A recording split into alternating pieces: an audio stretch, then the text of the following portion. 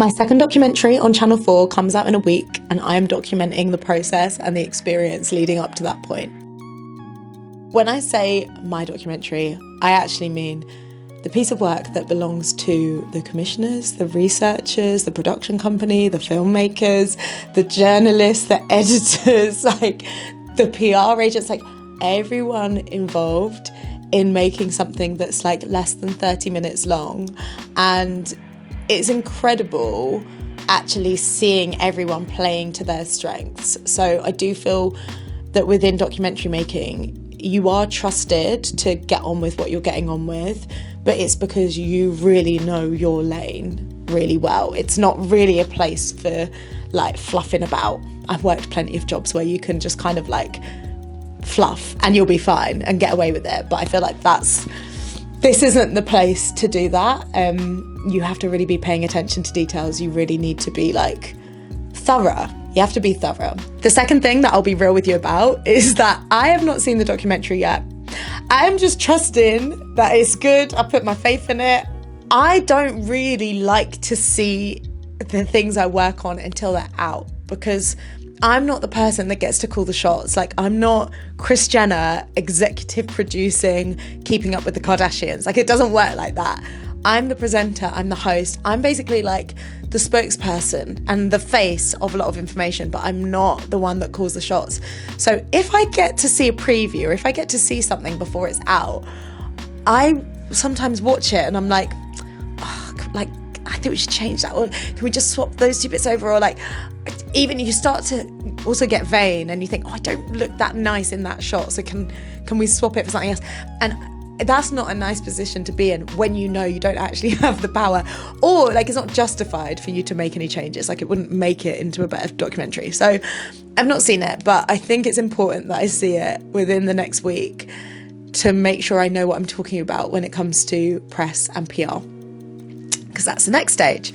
So point number 3 is that at this point in the game, we are talking to different publications about what's in the film and what are potential news lines from it. So when you talk about news lines, that's something that you can imagine as the headline, either in a newspaper or in a radio segment, or maybe on a podcast, of maybe a stat or a piece of information that the general public probably wouldn't know.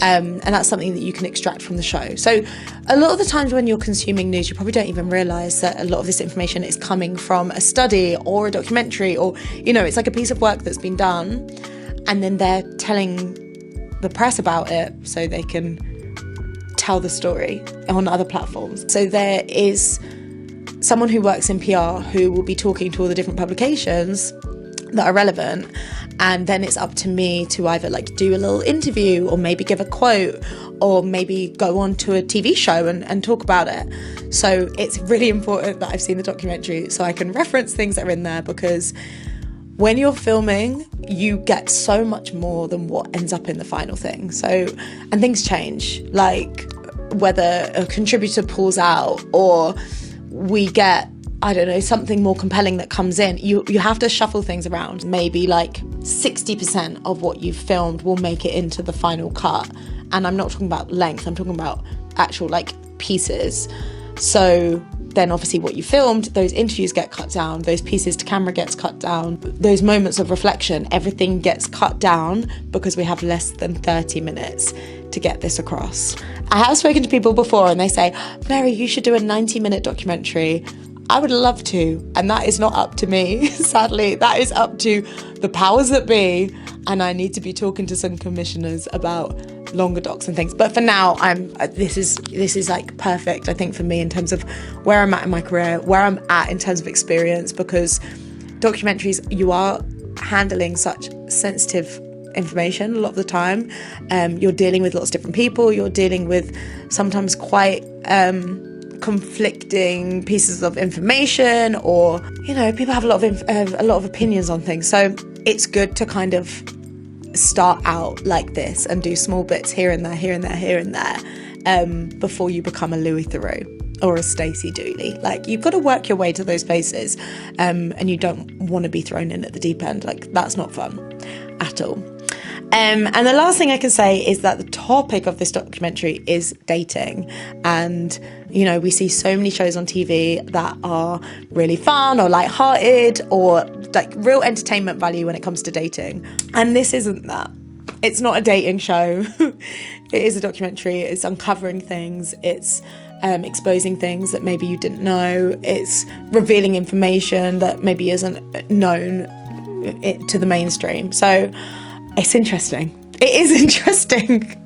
But I can tell you it's about dating. And I think that's something that a lot of us can relate to, whether we've had good experiences, bad experiences. Like, most of us have dated at some point. So yeah, man, we're a week out. I am going to take the weekend, I think, to try my best to be quite offline. I've been head in a laptop and head in a phone for the past couple of weeks. And I think it's important that I have a couple of like offline days to just get my mind in check before things get quite busy. And then lots of kind of reaching out to contacts and just telling relevant people about it, because I do want to get this message out far and wide, and I'll check in with you next week about how that looks. But, you know, I was thinking even going into universities or colleges and just talking about this whole process might be quite useful. Anyway, all of that to come. For now, I'm feeling good. I'm looking forward to this being out there in the world, and I'm looking forward to sharing the journey, because I didn't do that last time. I think because I just was stumbling through all of this, and I feel like I'm stumbling just a little bit less, almost exactly a year on from when my first doc came out. So less of a deer in headlights and more of a deer just getting through a field. Who knows what I'm on about? Anyway, I'll catch you next time. Bye.